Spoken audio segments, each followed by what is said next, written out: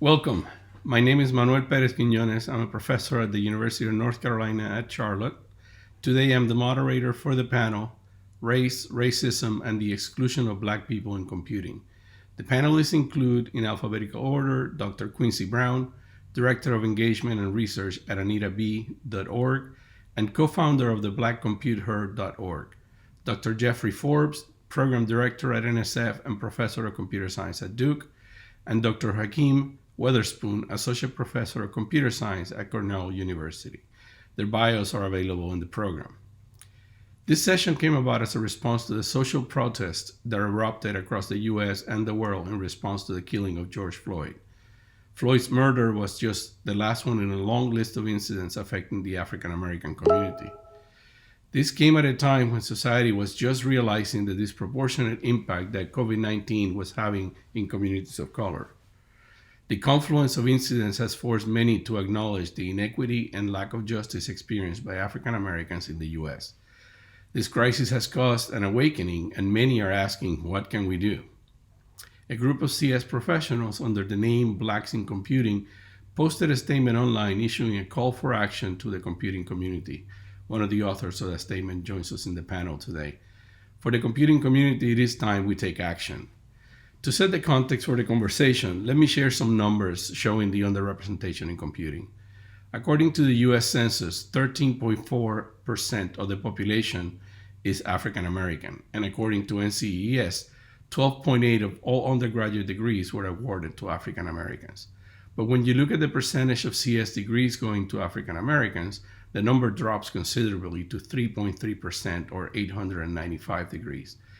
The percentages are even lower as you move to more advanced degrees. Only 1.5% of master's degrees went to African Americans, impacting only 227 students.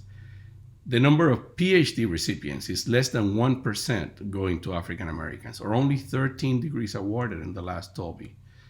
As you're all very aware, this makes it very difficult to hire African American professors for your departments. Finally, the numbers of tenure-track CS faculty that are African American is very low, even when presented in aggregate form. We have only 107 African American tenure-track professors in computing, or 1.9% of the faculty in CS. This data set includes almost 350 institutions. That means there's only one African American professor per every 3 institutions. And if you think about it from a US state point of view, that means about 2 African American professors per state. That's it for me. We're going to have presentations from the 3 panelists, and I'll come back at the end to answer questions. Thank you. Hi, I am Dr. Quincy Brown.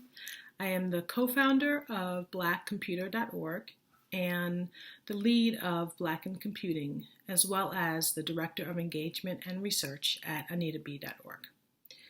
The perspective that I bring to today's conversation will focus on the condition in which Black people in our departments and institutions have to work and learn. So while there is an emphasis on the numbers and counting bodies so that we increase the diversity of faculty and students, I just don't want us to lose sight of the culture and climate of these spaces. We don't want the people who are there to have their physical, spiritual, and mental health suffer because they have chosen this career path or this educational path. And so some of what we talk about in our community goes beyond being the 1 or 2 of many in a department and extends into conversations about loneliness, aggressions, which some people would label as microaggressions that then at some point do become aggressive. And so we talk about our experiences with those things, and they should really be a cause of concern for everyone. Because these are the experiences that lead people to choose to leave. They may choose to leave their institution, and some choose to leave the discipline altogether. And some of these choices are intentional, and some are, made with very heavy hearts because we know we cannot sacrifice our health and well-being any longer because of the work that we want to do or the place in which we want to do it. And so, an example that we hear of are, from students and faculty are being stopped by, seemingly well-meaning people to offer directions or to help them find the department office or to find restrooms while they're walking through the halls of their own buildings, right, in their own departments. And another example of this is when we're stopped by campus police while trying to get into, your office or your building late at night. And so think about how that impacts someone, right? What that does to a student who has been focused on, acing their test, doing all of the hard work to excel that's needed, being in that mental space where their, computing knowledge is just flowing, right? And then to be stopped and made to feel as though they're other. And then having to switch back out of that and still perform as though nothing has happened, right? And so to have to really, it's hard to deal with people telling you to your face that you don't belong in very obvious and very subtle ways. And that impacts you, and it impacts, and affects your one spirit. And for too many of us, this experience that we're all going through with regard to COVID-19 and working from home and being isolated is not new, right? And for some of us, in some regards, it's actually welcomed, right? And so we don't, not having to go into an office or a classroom where we are regularly being looked at as other is okay with some folks, right? Knowing that we can spend a day or several days without interacting with anyone from our department, without interacting or having a conversation about, what we're doing, who we are, how we are, with anyone other than maybe the people in the cafeteria or the people who are housekeeping in the building is tough. And it wears on us, though we may not talk about it openly. We may not talk about it with you all, frankly. But it happens, and it happens too often. And so when I talk about climate and culture, I think it's really important because as we have our eyes on the numbers, and definitely, there should be more of us. I don't want us to lose sight of the environments in which the people who are there and the people who we want to bring in will have to live and work and learn. And that we all work towards creating spaces where our presence does not endanger our physical, mental, and spiritual health. Thank you. Hi, I'm Jeff Forbes. I'm a program director at the National Science Foundation in the Directorate for Computer and Information Science and Engineering, leading programs for education and workforce. I'm currently a rotator from Georgia Tech, where I'm the Director of Research and Policy for the Constellation Center for Equity in Computing. I was very excited to hear from the CRA conference organizers that they decided to hold this timely panel on race and racism in computing. So that gave me a chance to really reflect on my own experiences as a Black person in computer science. And that led me to this theme about belonging. So in college, graduate school, or as faculty in computer science, I've had many experiences that remind me the role of race doesn't just end when you walk into a computer science department. You can certainly find where I went to school, where I worked, but these experiences are unfortunately nearly universal. You'll be asked as a Black person, why are you in this building? Why are you working in this lab? Can I see your ID? And that comes on top of already existing feelings of isolation. And much like we've seen with Black people's interactions with police and the criminal justice system, equivalent behavior is often met with very different reaction. Do you get that benefit of the doubt? And then there's the question of you're only here because you're black. They may be questioning your qualifications, but often they may just be questioning why you're here. Why do you belong? Given that as a black person, you're already receiving some explicit signals that you do not belong, what can you as a department do to really improve that sense of belonging for your black students and colleagues? So think about belonging. Ask yourself, are you treating this student like everyone else? Are your policies and processes helping the black students that you have? And how do you find that out? Well, the key thing is assess your program. Departments rarely pay attention to what they don't count. You can find out pretty easily what your proportion of black students are. Do you know that right now? If you don't, go to bbcnet.org and download your department's stats for degrees. What proportion of your grads are black? What proportion of your grads are black women? When you work on programs for women, consider how those programs meet the need of black women. And also beyond the degrees, consider what's happening with your enrollment. What are your enrollment and retention patterns? What percentage of your CS1 course is black? What percentage are your grads? Are those not the same? Why not? Are those percentages trending upward or downward? How do you compare to your peers? Both peers within your institution and peers at other institutions. bbcnet.org also has information that you can download on those. And furthermore, your institutional research office has lots of data. Your college likely has a diversity and inclusion office or people that can help you ask and answer these questions. You may encounter some resistance because you're likely going to start dealing with some small numbers, especially as you consider intersectional identity. But back to my earlier point, you can't fix what you haven't assessed. And it's important to listen to your colleagues and students. If you're willing to listen to Quincy, Hakeem, Manuel, and me, please also listen to your colleagues and students because your black colleagues and students, their local experience is important. And from an NSF perspective, we have our BPC pilot. That's to make broadening participation an accepted and expected part of SCI's research projects. For example, every medium-sized core proposal needs to have a meaningful plan to broaden participation in computing at the time of award. We went through over 400 plans this year. I was very impressed with the initiative that our community is showing.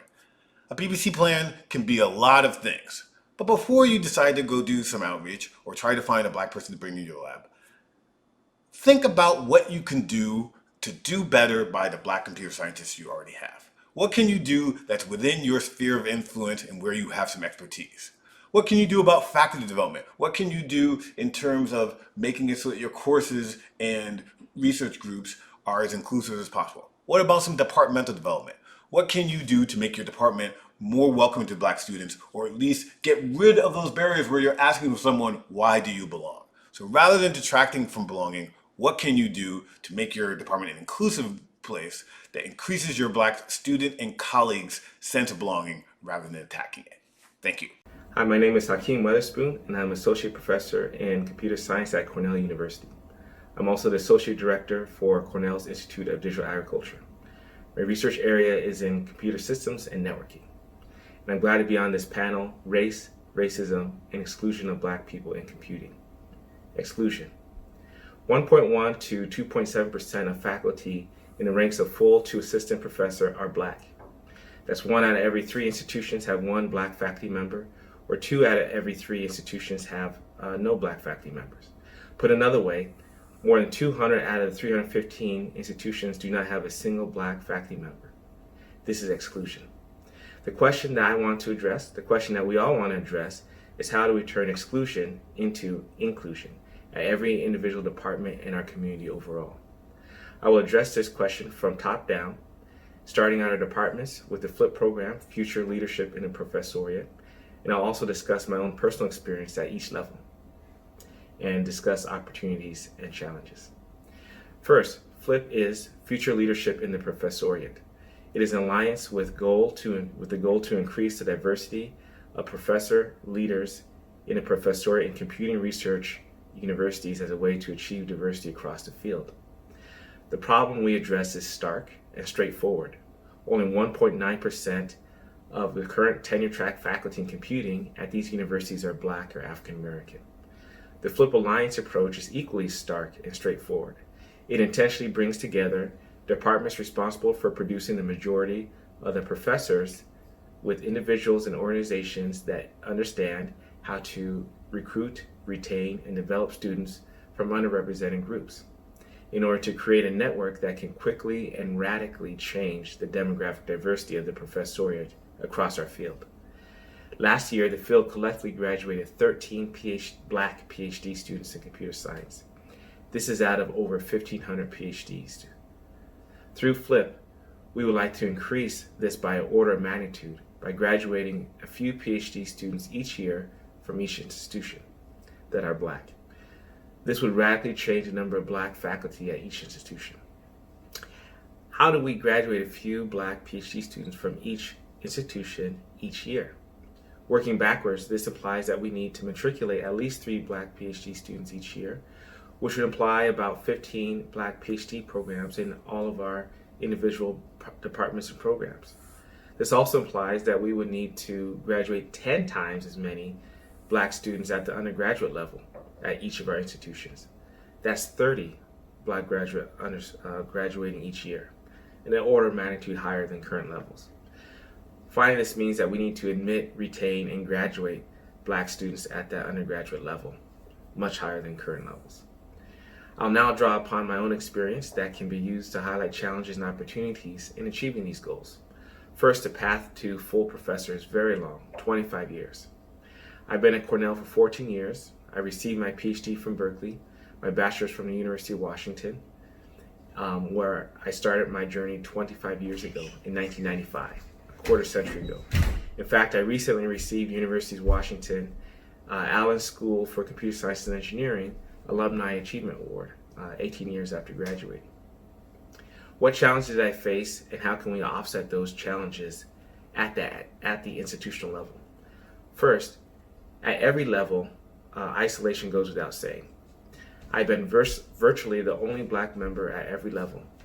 Opportunities to break that isolation requires funding and support from the top, starting at the dean and including the chair and faculty commitments. In particular, it is necessary to have an associate dean of diversity and inclusion that is a professor, along with the office to support that role. It's important that that position be a professor, as faculty respect faculty. This office and position can also function as a strategic oversight committee. It can assist in reporting and being transparent about progress, such as the diversity report from the University of Michigan, and can assist departments in formulating and achieving and being accountable for their goals in increasing Black participation. At the faculty level, it's important for chairs to protect their Black members, in particular from the minority tax, too many committees. My chair did that, and it was crucial. It's also important to support Black members with workshops such as Commanded Academic Career Workshop.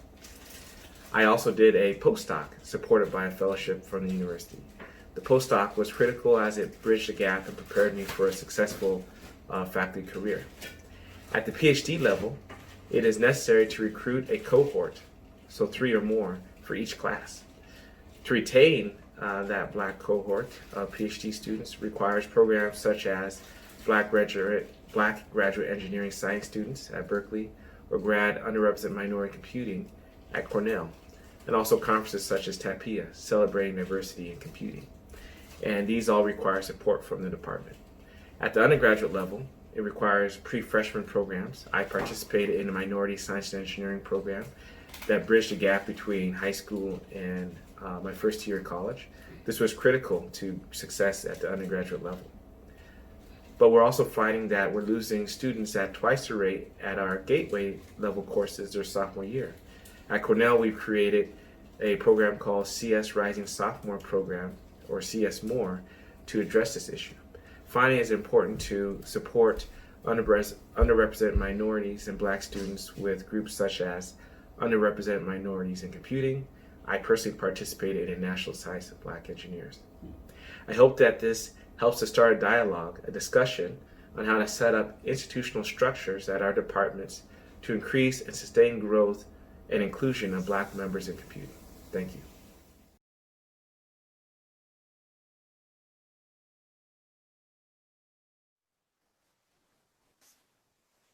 welcome. And please post your questions on the website. And first of all, I want to thank the panelists for their presentation. Second, I want to thank a co-pilot that you don't see, Dr. Colin Lewis. She's helping us in the back end with the questions.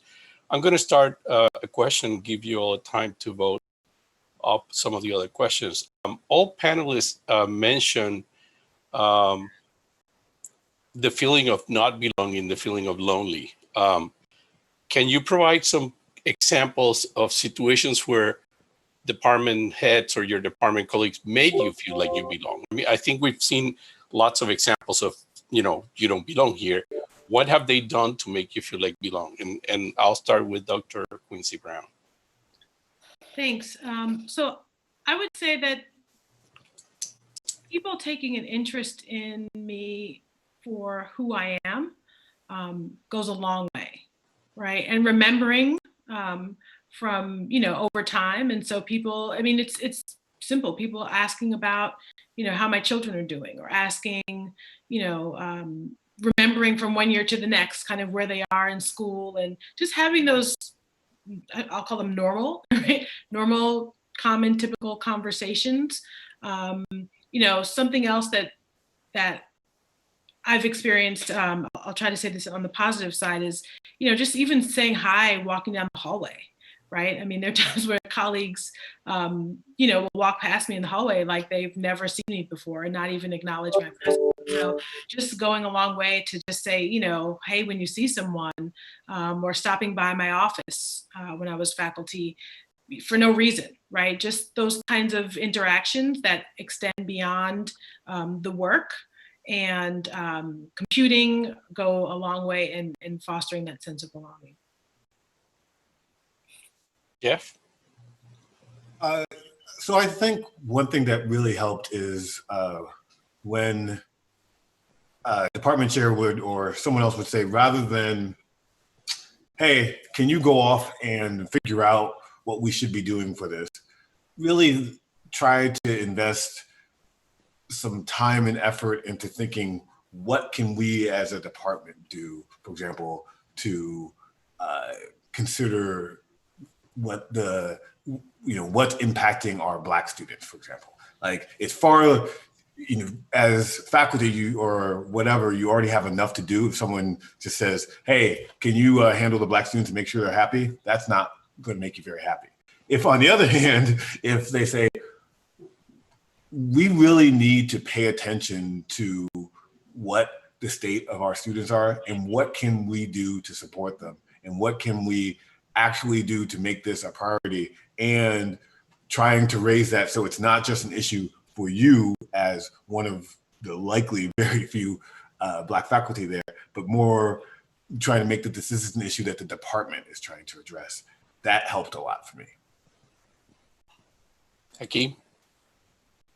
Yeah, so in terms of belonging, I think that it's good to treat the Black faculty member like any other faculty member, and inviting them to all the various activities.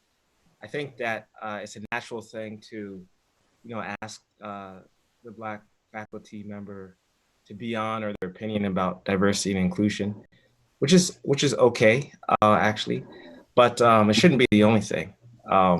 I think that is key for all the other things that are required for the department, and all the other things that can be promoted outside of diversity is important as well.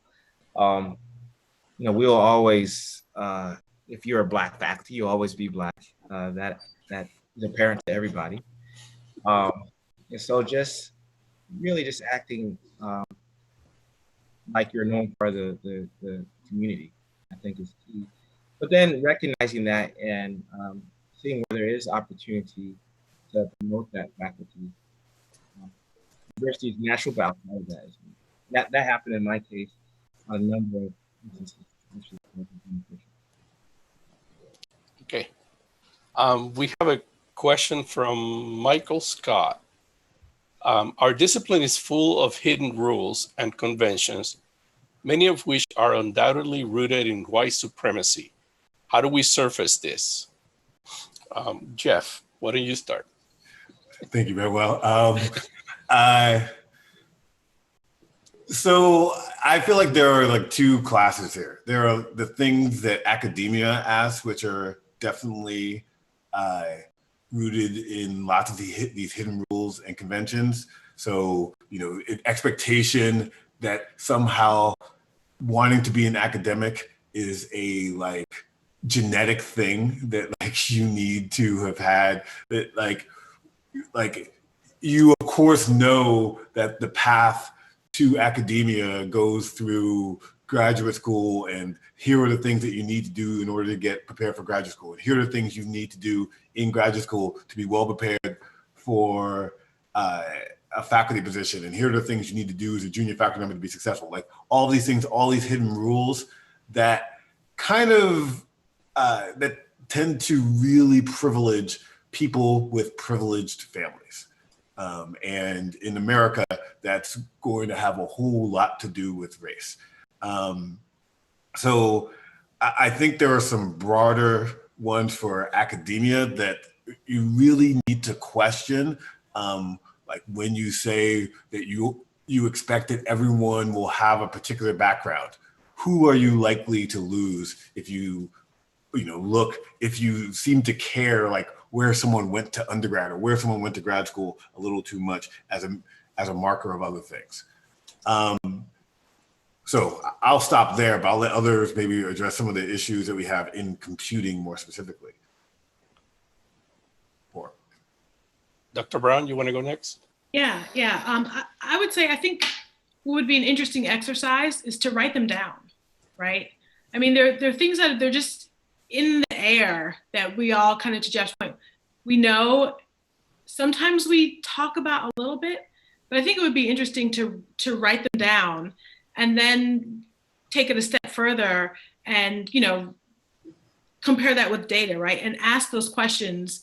Well, yeah, if we only, if I have these assumptions or these expectations that sometimes we're not even conscious of, like that students have to have this preparation, right? Like, let me look at the numbers and see how many students that it's the end of the day.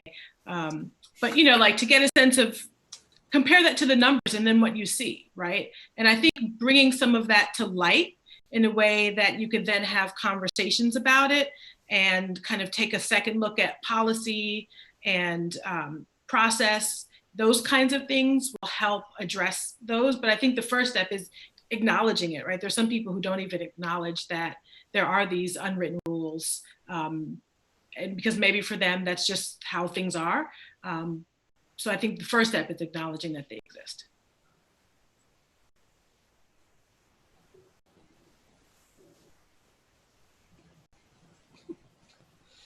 The whole process is medieval. So I mean, in that sense, it's kind of rooted in white supremacy. And so there's a pedigree that goes along with becoming faculty, which is going to the right undergrad institution, doing research with the right person, going to the right conferences and submitting to the right conferences and the right schools. You have to go no further than your own faculty webpage, and you can see that it's really kind of a small set of schools, and everybody does the same type of things. And you learned this later on. Personally speaking, I just accidentally did the right things. I grew up in the state of Washington and always wanted to go to the University of Washington. I didn't know that that was a top school. I went to California because it was warm. My family's from Michigan and it was cold there. So, I mean, it was, it wasn't really sophisticated decisions, but in hindsight, now someone asks, where did you go to school? You say, oh, I went to Berkeley. I'm like, oh, the Berkeley in California? Yes. And so, I mean, those are things that going backward, you can actually let people know, which I've tried to do with some of the programming that I have, some of the things you need to do in terms of research and who writes a letter for you. And once you get into graduate school, who you work with and the conferences you submit to and publish in and whatnot. So it's a lot. I wouldn't necessarily call it white supremacy, but the whole entire medieval process. Thank you. We have a question.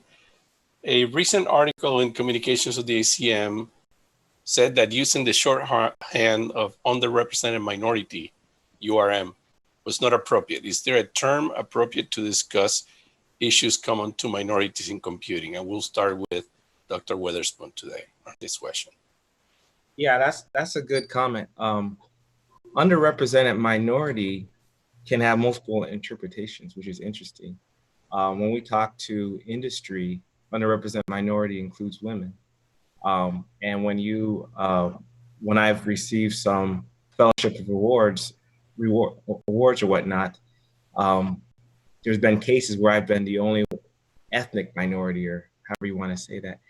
And if you say person of color, that doesn't necessarily mean Black, Hispanic, and Native American and whatnot. So it's a good question. The person may be asking inappropriate in a sense that we shouldn't be using it all. I'm not quite sure what they meant, but I think it doesn't quite capture what I mean sometimes when I say underrepresented minority. So a lot of times they end up having to define African American, Hispanic, Latino, Native American, Pacific Islander, and maybe that's necessary to define it in the context. Last thing I'll say is there is a caution here that when you group women together with African American, Hispanic, Native American, then it's a little bit easier to then fill that, whatever the request is, with women who may not be Black, African American, Hispanic. So one of the things I try and do is to be careful and explicit that if it's including all women, that's fine. Or if you're trying to get African American, Native American, Hispanic, then to be explicit about that. Dr. Forbes, Dr. Brown, either one of you want to tackle that one? I can, Jeff, did you want to go first? You go first, Quincy. All right. I happen to be one of those folks who feel very strongly about this. I hate the term for a number of reasons, but I'll keep my answer brief. For one, it doesn't describe who people are, right? It does not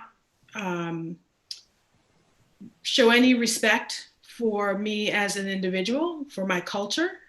And I think it's also ineffective, right? To Hakeem's point, underrepresented minorities and women is like almost everybody, right? It's like a lot of damn people, right? And so if you're, just developing a program or you're recruiting, right? That's a super wide net. And so for me, I feel like, if you mean Black people, it's okay to say Black people, right? If you mean Hispanic or Latinx people, it's okay to say that, right? Because the way that you would approach, there are differences, right? There's some similarities, but there are also some cultural differences that I think are really awesome that you lose when you just lump them all together. And that also, for me personally, as a Black woman, it's like this whole, double minority thing, right? It's the piece that doesn't pay any respect to me as a Black woman. And so I just prefer to call people who they are. I think about it in the way that I would never walk into a classroom of, second graders in any place in the world and say, look at all the underrepresented minority children, how lovely, right? Like we don't do that. We don't talk about people in that way, right? And so it just feels icky to talk about anyone in that way because people in that group tend not to refer to ourselves that way. When we talk about ourselves, it's other people, right, putting that label on us. And if you look back over time, when that term became more commonly used, started like in the 60s, 70s. I mean, I did this in Google Scholar one day because anyway, but it started to be a description of the system, right? And of the systems and the representation of people in these places. And over time, it shifted to be a description of the people themselves, right? Which to me is where it becomes very problematic. Jeff, do you want to add something? I think that was most everything being just, I say NSF, we are frequently the ones who put that term out there the most, so I'll take some blame for that. And yeah, I think it doesn't really account for diversity across the different groups and then within each group, right? There, in no way is there reasonable to, like Hispanic is a very large group, right? It's kind of wild to just say, well, we have this many Hispanic students without recognizing some of the fundamental differences there.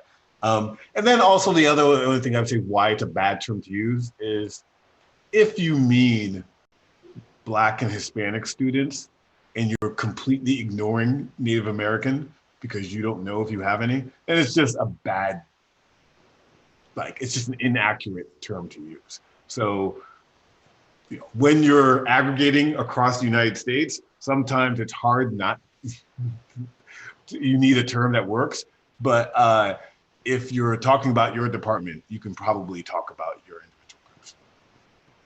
I'll add one cent to this. I like to use the term underrepresented in computing. Yes. Not the student is not underrepresented, because I was not a minority when I was a professor at the University of Puerto Rico. We were all Puerto Ricans, and there were a couple of professors from India and a couple of Americans. And then I moved to Virginia, and then all of a sudden I was underrepresented. The underrepresentation is based on the context of where you are. It's not connected to me. So I have no problem saying students who are underrepresented in computing, rather than saying underrepresented student, because that sort of puts a label on the student when the label should be in computing. I've got a question that Chad Jenkins from University of Michigan asked, and I'm going to expand it a little bit. What is the biggest misunderstanding that R1 researchers have about, the question was HBCUs and MSIs, but I will expand it to just working with people from these populations. Who should go first? Let's go with Dr. Forbes. So I'd say the biggest misunderstanding is just the diversity again of, there's a huge difference between UC Irvine and a small tribal college in New Mexico, right? When we're talking about NSF projects, we're talking about these kind of things. And yet somehow we just say, we're gonna work with MSIs, and that is this grand thing. I mean, MSIs include some very substantial research universities, and they include tier institutions, and so I think making sure you understand, like, don't treat them as like this homogenous group. Think about what can you do for the institution that you're working with. So that's the biggest misunderstanding I have. Quincy, Hakeem, please. Yeah, I would say that this goes to inclusion a bit and knowledge. So I don't think a lot of people know, well, I should be careful about that. There's a lot of universities, the majority of the universities may not actually know people at some of the HBCUs. They may not even know what HBCU is, Berkeley Black College University. So I think part of the issue then is education and getting to know people. And then the other issue I think is partnership. So having an equal partnership and not just adding someone from HBCU or minority serving institution MSI onto a proposal just because it's required. But actually having a relationship and an equal partnership. Dr. Brown? I would say two things come to mind. One is, being clear and acknowledging the differences in the institutions, like understanding the history, the mission, and the culture that exist at those institutions is something that people tend to overlook. So I went to an HBCU as an undergrad. I went to A&T. I was a professor at Bowie State University and HBCU.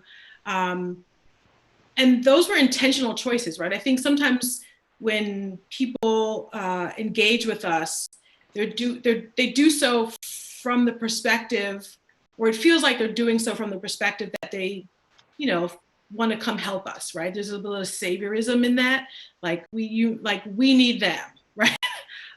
For all that they can bring and how they can help the institution, right? But and also to recognize that, I earned my PhD the way everyone else did, right? I've had to pass my quals and defend my district, do all of the work.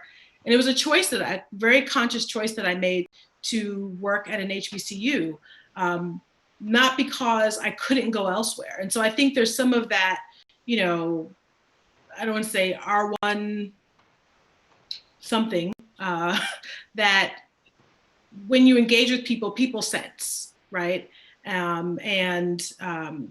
So that would be, I think some of it is just taking some time to understand all of the awesomeness of those institutions, right? And the value that they bring, and not just when you look up and realize that there are no Black people in your department, right?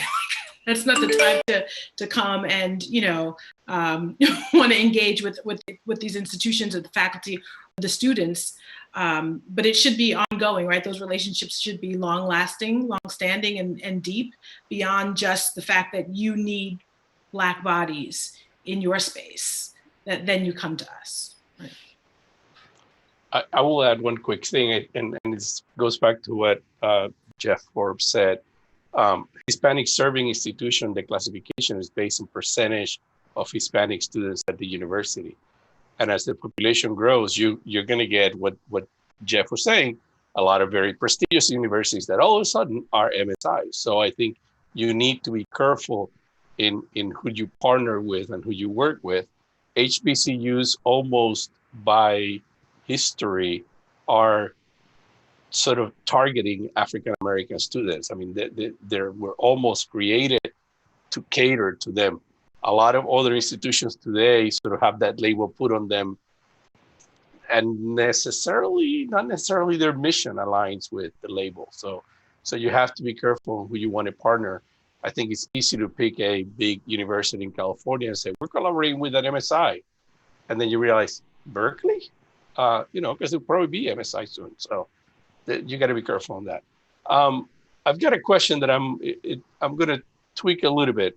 The question was, what specific steps do you take to encourage more Black students to choose computer science? I'm going to change it to say, how do you recruit and retain Black students in computer science? Because I don't think we need to encourage them.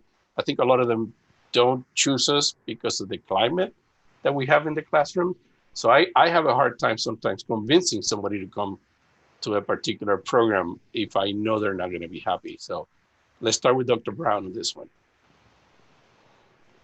Yeah, I think your adjustment to the question is spot on, because there are places, as I said in my prepared remarks, that I wouldn't recommend people go, right? Like, I wouldn't send my kids there. I wouldn't, suggest anyone else send their children there.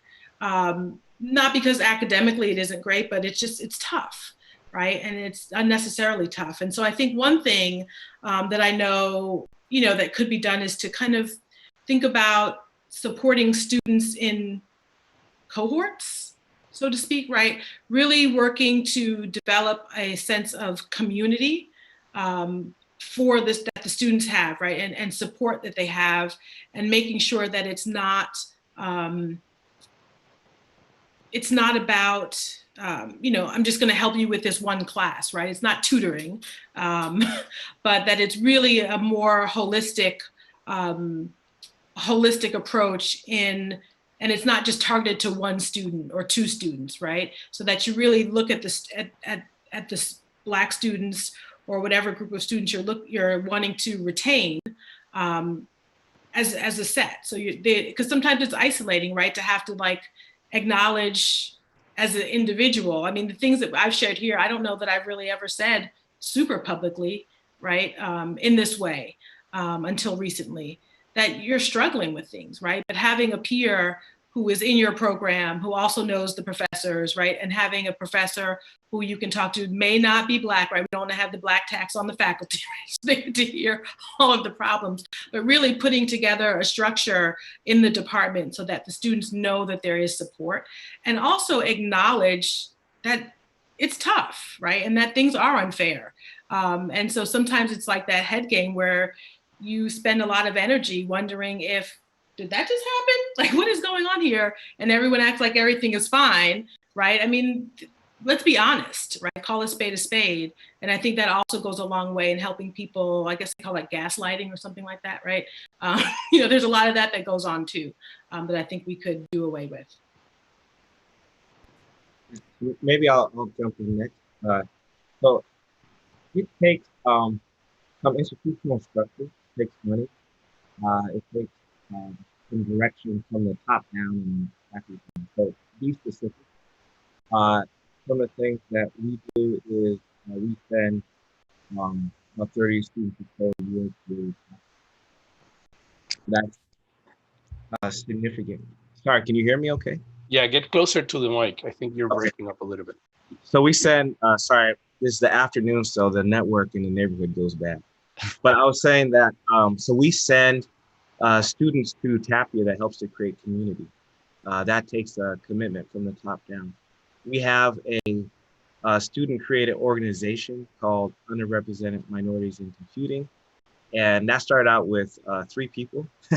It's now 80 to 100, depending on who's in the room. That's significant. Now you don't feel isolated. I taught computer organization, which is a sophomore level course, and I had the most Black students and underrepresented students I've ever had. And they've come from feeling part of the community from the underrepresented minority computing. And that's partnered with the university. So there's some resources committed from the university to support that organization, from the department in particular. I would say National Society of Black Engineers is a good one, but it's a little bit too broad. And so that's why I like something that's focused more on computing. We're large enough now and the challenges are different enough that it's nice to have a separate organization. And then last thing I'll say is that we've noticed that once we attract people into it, there is a gap for a number of students where we lose them throughout the process. And so we're working on closing that gap. People have a pre-freshman program. We're working on a pre-sophomore program right now that we just ran for the first time, and we'll run again. And they all run again. That's the last thing I'll say, but institutional support is. I just wanted to echo Quincy's point about, well, giving you credit, Manuel, for switching over to retention, because my favorite stat on this is that among first-time, full-time, first-year students in college, Black students are significantly more likely to intend to major in computer science than white or Asian students. So you likely don't see that on the other end. So you want to think about what it is about your program, where you lose them. You can look at what percentage you have in CS1, what percentage you have in CS2, what percentage you have in the core, what percentage you have at graduation time. What is happening such that you're not retaining those students? And listen to the students, support your student organizations. And then the other thing I'd point out, and putting myself on the spot as, in terms of teaching, we found that unstructured group work has a negative correlation with retention of women in computing. And I would not be surprised if there might be some similar effect on Black students. What are the practices in your courses, and how could those lead to negative impacts that are going to disproportionately hit the students that you should want to make sure you're retaining? Thank you. We have a question. I think we're running out of time, so I'm going to throw this one out there and see if we can get it in. What can we do as department heads to recognize and equitably manage the invisible labor that our minoritized colleagues experience?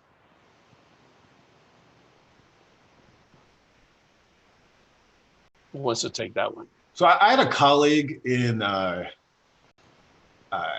political science who used to talk about how his Black faculty, you get put on all of these university committees, and that took a lot of time, that were important, but then never seemed to have like resources associated with them or credit associated with them. And so I think a pretty straightforward thing you could do is start actually recognize that labor, right? Recognize the fact that if you want someone to lead the effort to create a BPC plan, or you want someone to work with and be the advisor for your National Society of Black Engineers chapter, or you want someone to take people to Tapia, like recognize that that is a contribution in a different way, but in a like time-wise way and importance way that's similar to, you know, being the director of this research program or being director of undergrad studies. Like you need to think about how the kinds of things that you add, that Black faculty and other other faculty are asked to do are actually important and visible. Dr. Witherspoon? Yeah, I would say, like I said in my opening remark, number one, it'd be good to, if necessary, to protect the minority faculty. Allow them to go to you as a department head, to use you as a blocking agent to say no. Certainly has, sorry, I've been able to do that. And to be able to use that quite a bit. That said, there are some committees that are good to be on, and just like what Jeff said, to get acknowledgement for that. Yeah, so get acknowledgement for that, especially tenure promotion and promotion time is significant. It's as much effort and has as much importance to be a advisor on some of these other organizations that it is for DGS. Dr. Brown? The only thing to that I'll add is to also then, you know, I would ask the other faculty, why aren't you doing these things? And so that it's not that, so that it's, you know, you do some load balancing, right? And so when it comes time for recognition, you know, for promotion, tenure, all of those things, that it's not just, you know, looking at Black faculty who are doing these other things, but to look at other faculty and ask them why they aren't. Right. I think that sends a statement as well that that the work that is being done is important, and the expectation is that everyone do it. And if they're not doing it, then they're not meeting that expectation. But that should be said out loud too. Thank you. We're running out of time. So how about if I ask you guys to give us a 1 minute, what should be the first priority that department chairs take back to their departments and do walking out of this meeting? Let's start with Dr. Forbes. Yeah, I guess try to find out what your current state is. Like, try, if you don't already know, try to find out how many Black students do you have at different levels, and then try to meet with them and find out not just the numbers, as Quincy says, but like what's the quality of their experience. Dr. Brown? I would say I'm looking for action, right? And I'm also, this is a little unfair, but I'll just say it, looking for swiftness, right? The same way that, you know, we all pivoted, you know, over a day with COVID-19 to online, all the things that we had been saying for, you know, decades have been impossible, we did. A few weeks ago, you know, when international students, you know, status was threatened, right? I mean, in the midst of the pandemic, solutions came out of the air, and it was amazing to see the whole community rally around that and be incredibly innovative. I'd like to see that same fervor around this issue when it comes to action. Dr. Witherspoon? Yeah, so it's critical to have the faculty on board. So as the department heads go back to their departments, a lot of departments, I think, have some type of annual meeting. It's important to have at that meeting or in general to get everybody on the same page, to talk about and figure out what actions you're going to do, as Quincy has said. for us at Cornell, we actually had a directive, a requirement from the top, from our dean, where we had to come up with a strategy, a plan to address diversity. And this was a few years ago. And they also came kind of with the caveat, something beyond what Hakeem was doing. And it was interesting. Our first plan was rejected because I think it included a lot of what I was doing, a few other people that were doing quite a bit. And then we had to go, they had to come back to us, and we had to be more creative. As Quincy said, what are we actually going to do to address the numbers in recruitment and retention, the feelings of belongingness? How are we going to measure that? How are we going to improve upon that over time? And it's, it's a various different levels. So you don't necessarily have to attack everything at once, but 3 seems to be, a magic number. So 3 or 4, you have a couple faculty, that are then committed to go off and create a plan. And next thing you know, you actually have quite a few faculty that are committed to various parts of your diversity and inclusion plan. And the last thing I'll say, this in particular, we're talking about Black, so race and racism, and the exclusion of Black people in computing. I would say that this is actually a good opportunity and good time to focus on the Black population within your departments. Of course, we care about diversity overall, but when you break that down, you actually can see that the Black population within that oftentimes may be suffering. So this is actually a good time, and we do actually have permission, given the current events, to focus on that, not to the exclusion of everything else. In fact, quite the opposite. It'll help out everything else by focusing on that issue. Thank you. And we've got like 2 minutes, so I'm going to sort of say a couple of things here. I want to point out to the audience that the 3 presentations that were recorded ahead of time, we didn't coordinate, so they were all recorded on their own. And the interesting thing to me is that all 3 of them talked about the issue of belonging and isolation in different forms, in different ways, different things to consider. So I think that that is a key factor that you ought to consider for your department, that your minority faculty, your diverse faculty, your faculty that are different than the others need to feel like they're at home and not to be questioned about what are you doing here, or I've had colleagues that I had an African-American PhD student that got an NSF GRF, and the colleague came up to me and said, they just give it to all the Black students, right? No, they don't. I mean, they of course they don't. But that kind of statement sort of diminishes the people in your department and cuts their value, and you say, well, yeah, life is easy for them. So you got to address that. You got to cut that out. You got to find a way to bring them in. The other thing that was interesting was everybody has a very different path. I think we all went through different paths. Hakeem, I had a similar experience. I studied because I studied, and I was supposed to be a lawyer. I ended up being a college professor in computer science. It just not. There isn't a single path. We don't go through it thinking, oh, this is my career, I want to get over here. It's lots of little local choices. And in some cases, you get lucky and you ended up being in this panel. In other cases, you're not lucky and you're not in this panel. But not because you're not qualified, not because of the opportunity that some of us got it because some angel showed up and said, you should do that.